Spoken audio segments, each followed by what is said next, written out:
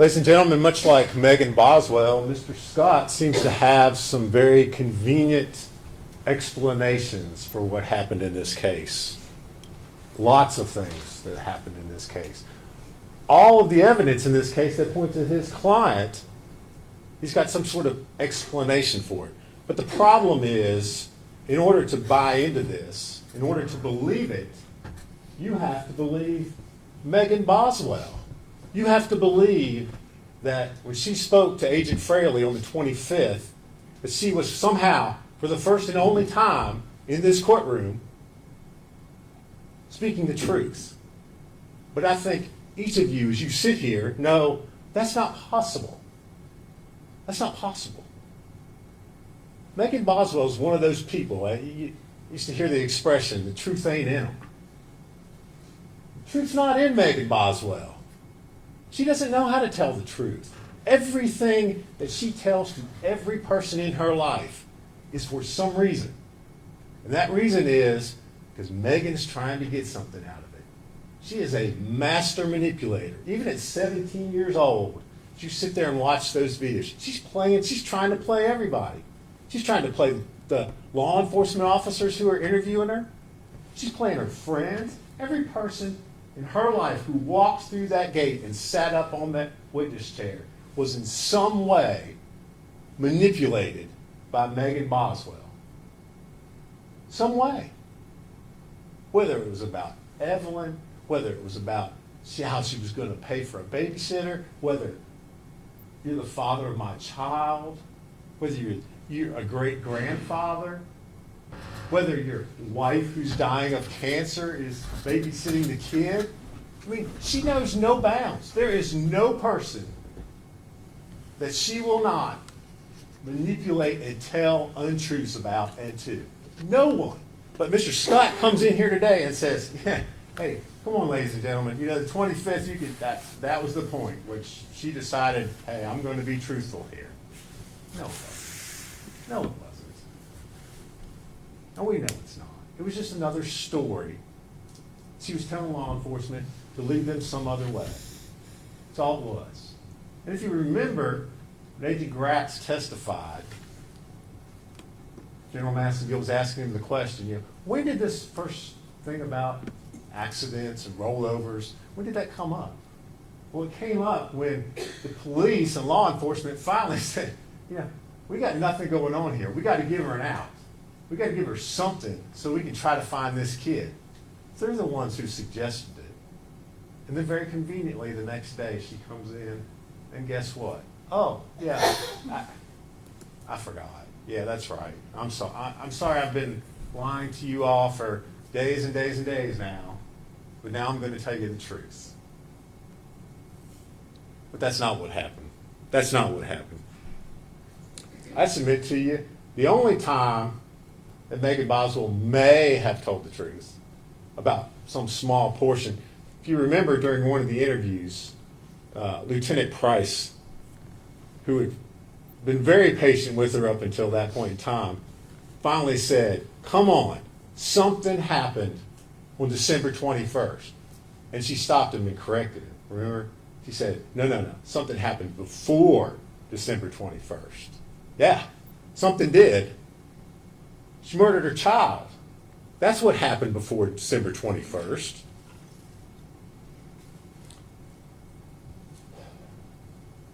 Ladies and gentlemen, before I speak further about the physical evidence that ties and shows that Miss Boswell is the one who is guilty in this case and who needs to be held accountable, I want to take you back to jury selection. Last week when you all were first up here and up there, and I asked you if all of you had brought your common sense with you.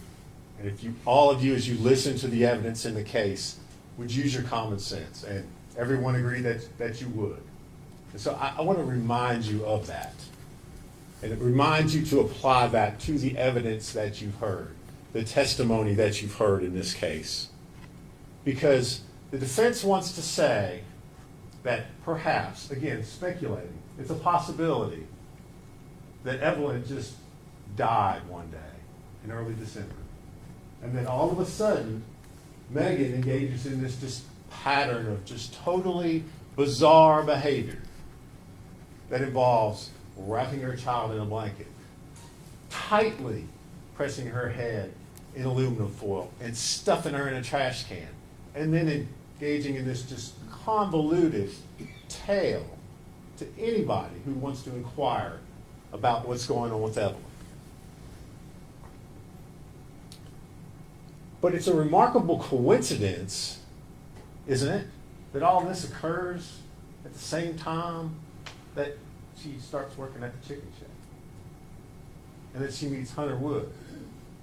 You know, that Hunter Wood. The one who lives out on the lake in the big house. And remember,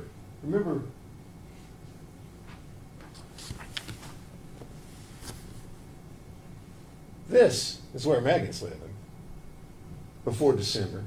These are the conditions Megan's subjecting her child to before December. Then she meets Hunter Wood. Big house out by the lake. Dad owns a business that I'm working at.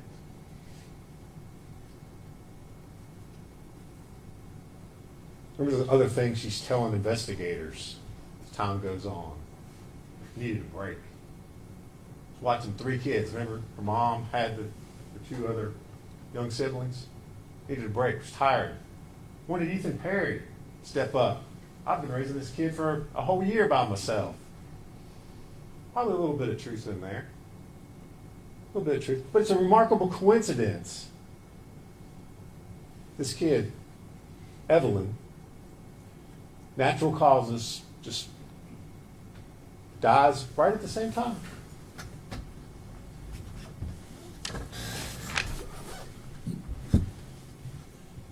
Apply your common sense in asking yourselves why. Why would Megan Boswell then start on December the 7th? She tells Bailey Hawkins, hey, it's just me. Ethan's grandma has Evelyn right now. December 7th. Remember, she starts Chicken Shack the 2nd. 7th, 5 days. 5 days later. Why does she start telling all these things that are obviously not true? I'm in a custody battle with Ethan. I don't have it. Evelyn's sick. She's got the flu. I can't bring her. Can't bring her up there to get the Christmas gifts. Let you see her. Why does she do that? Why does a mom who, by everybody's testimony, everybody's, her friend Bailey Hawkins told you, I mean, yeah, she wasn't a perfect mom, but she did well. She did well. They all did. I mean, she's posting pictures on Facebook, Instagram. Everybody. Her own pediatrician, Dr. Pugh, came in here. Yeah. She's a good kid. We didn't have any concerns. Healthy, meeting milestones, an advanced child. Why does a mom who dotes over her kid, who won't even let anybody babysit, she's so protective of this child? Remember Erica Stacy? I mean, heaven's sakes. I mean, that's an ex-boyfriend's mom who is willing to babysit the kid so that her son can go on dates with her. She won't let her do it. She won't let her do it. She will not let her babysit. That's how protective she is of this child. So why? Why? Apply your common sense. She won't do it because she can't face the truth about what she's done. She can't face that truth. She can't look at that picture, and I'm not going to put it back up there for you. She can't face what she's done to that child. Discarding her like a piece of garbage. That's what she did. She can't face that truth. So she engages in just spinning all these stories to everybody. Everybody that comes with a story, she's deflecting that out because she doesn't want to face that.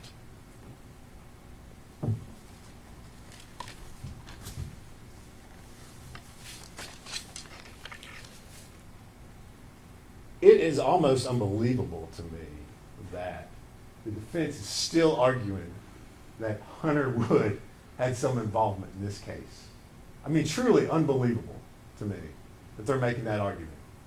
That has no credibility, number one. And two, no proof whatsoever. Not a single shred of evidence has been presented in this courtroom that ties Hunter Wood to anything dealing with the death of Evelyn Boswell. Not one thing. It's all just rank speculation. Oh, well, because he's in a mental hospital, therefore he must have done something. Right? No. How many people walked up there, took that witness stand and said, oh yeah, I remember when I saw Hunter and Evelyn and Megan together. I remember when I saw that. None. Nobody said that. How many people said, oh, yeah, I remember when I saw Hunter holding Evelyn at the chicken? No. Again, nobody said that. No evidence, nothing from that witness stand ever put Hunter with Evelyn. She evidently wants you to believe, again, and I'll put this picture back up there. She wants you to believe that Hunter, and remember her when she's talking to Agent Fraley, that Hunter went over to her place. That's her place. Stayed the night with her and rolled over on the child. He's got a nice place over on the lake, remember. But that's what she wants you to believe. When her breaking point, when she's finally telling the truth. Apply your common sense to that.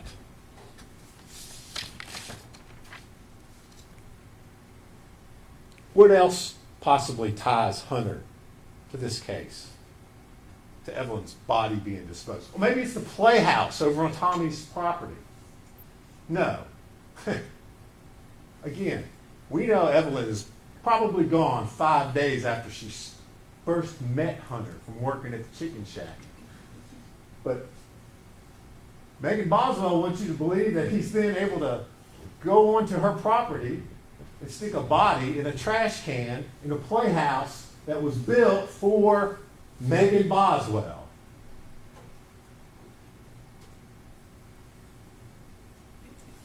Mr. Scott asked you, and I wrote it down.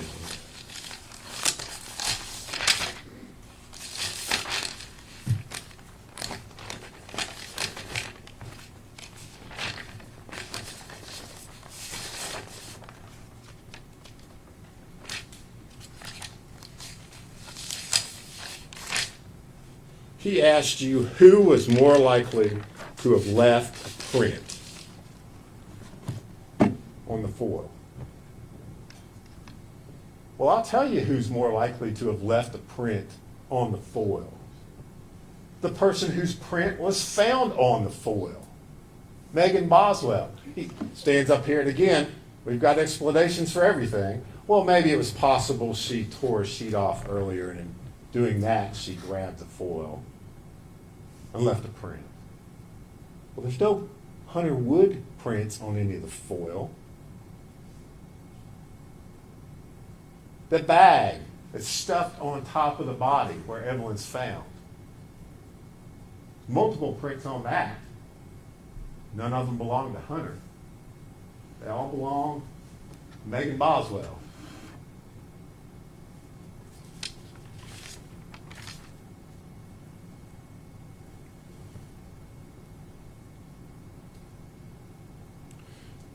He wants to say, and again, it's still beyond my comprehension that we're talking about Hunter Wood here. You know, why wouldn't Hunter give a DNA sample? I don't know. Perhaps because Hunter is being mucked up in Megan's world here. My gosh. Here I am dating this girl, and all of a sudden I got TBI agents asking me about a child that's missing and no explanation for it. Maybe that's why. And again, in this particular case, you heard from Agent Gray, what does it matter? There's nothing that was tested. All those things she testified to yesterday, all of them, all those things I handed up to her that she analyzed, not one piece of them had any identifiable DNA on it that could have been tied back to Hunter. None.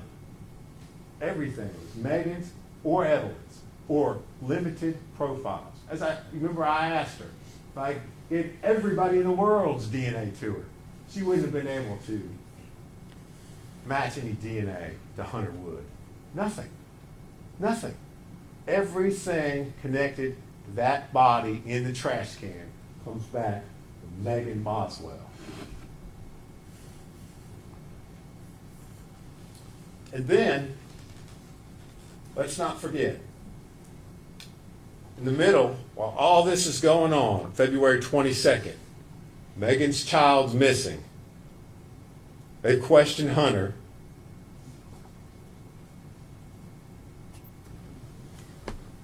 And they have this conversation. And Mr. Scott wants you to believe that this is some kind of contrived thing between Megan and Hunter. But what evidence did you hear that there was any sort of contrived conversations going on here? Nothing. Again, nothing. In order to believe that, you've got to believe one person, Megan Boswell. And we know you can't believe her. No. Hunter says, yeah, but where's the baby? I just want the baby to be found safely. What's her response? If she was truly trying to cover this up, a little bit better response would probably be heard. She says, Dad won't let me go anywhere because of the situation. Hunter, I can't disclose stuff to you on here about what TBI is doing. His concern, please assure me the baby will be found and brought home safely. That's not a conversation with someone that you have that has disposed of a body, that has helped get rid of your dead child. That's not a conversation. Hunter Wood is not at play here, ladies and gentlemen. Not at all. Not at all.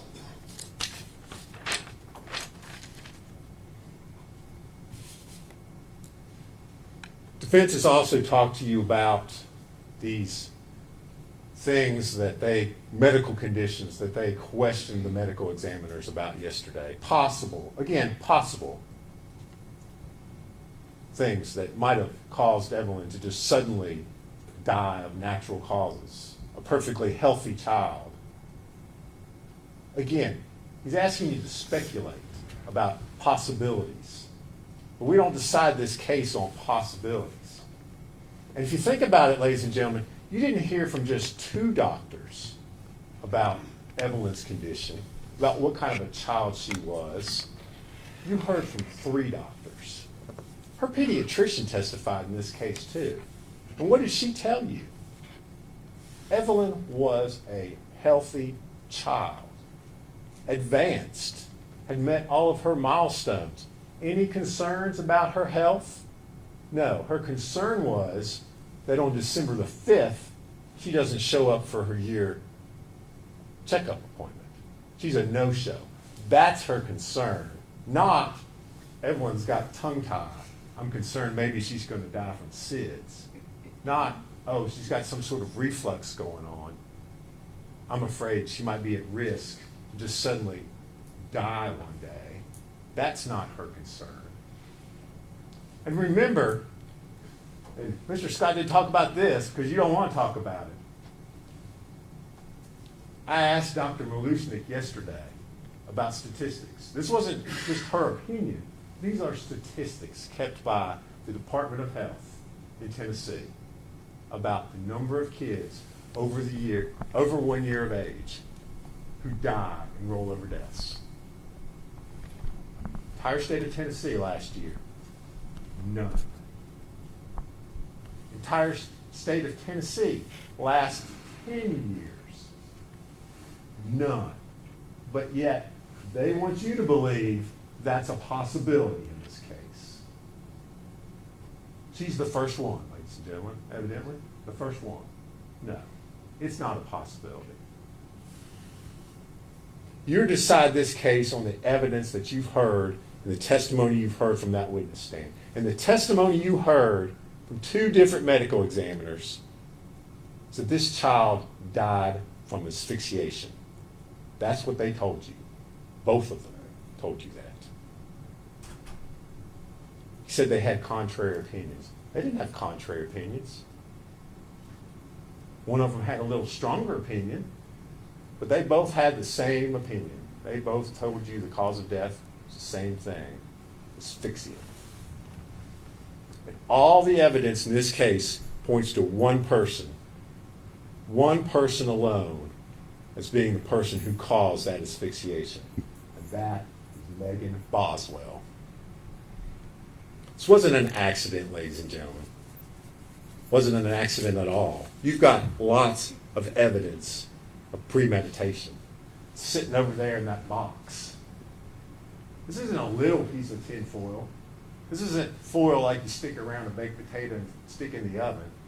You saw it. You saw the photographs. And the foil's in there. Pull it out.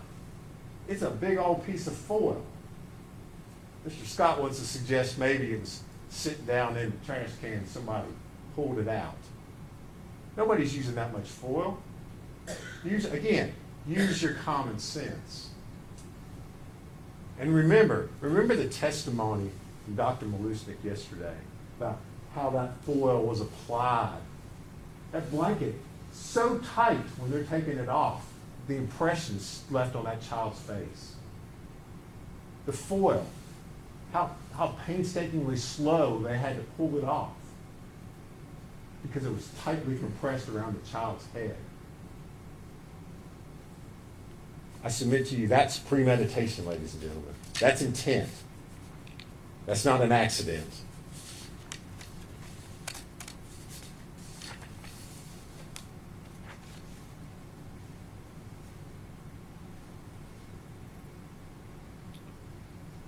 Part of this case, ladies and gentlemen, that, as Mr. Scott said, is really, it's sad. It really is. It's a tragedy. You think about all those people that you heard testify, how easily all of this could have been avoided. All those people. Bailey Hawkins, Audrey Gibbs, Casey Saltz, Gail Kite, Paul Miller, Erica Stacy. Any one of those people would have taken that child. All this could have been avoided. But Megan Boswell only cares about one person, and that's Megan Boswell.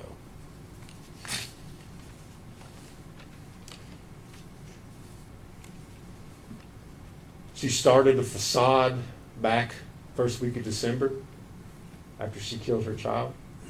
She created this world, this web, you've heard it called. And that's a pretty good description of it. It's a web. And it traps and ensnares everybody that she comes into contact with. She started this facade back then, and it's continued and continued and continued. And she brought it in here to this courtroom in front of you. And she's trying to get you all to believe the rollover, believe the accident, believe my child died of natural causes, and that I just flipped out and engaged in this totally bizarre behavior. But in order to do that, you have to ignore the evidence in this case. You have to ignore the forensics that place her and her alone as the perpetrator of this crime.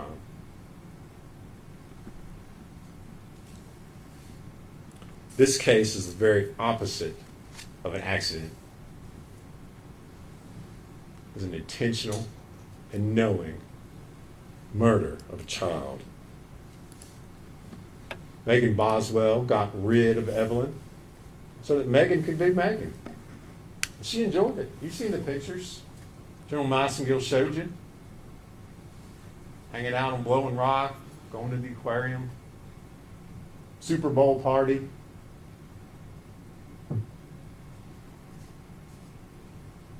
Megan Boswell sits here in this courtroom today as guilty as she was back in that first week in December. As guilty as she was on February the 18th when she first came in there. Detective Haraz and James Lewis interviewed her. She acted all surprised. What are y'all going to do?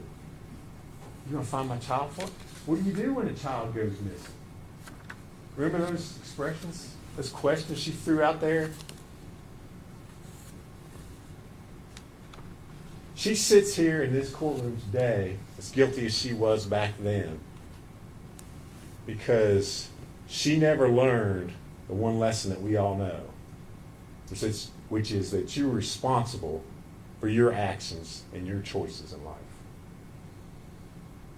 And she sits here because she refused to learn that lesson. You've heard her interviews. She takes responsibility for nothing.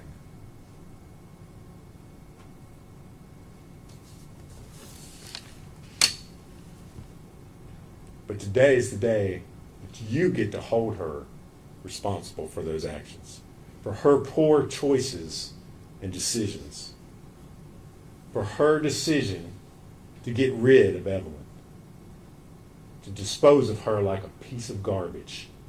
That's what she did, ladies and gentlemen. She disposed of her child like a piece of garbage. But her poor choices and decisions have a price, and they have a consequence. The state has proven to you over the course of the last week, Megan Boswell is guilty. First-degree murder, a false report, tampering with evidence, and a failing to report that death to authorities. We ask today that you hold her responsible for those poor decisions by finding her guilty as charged.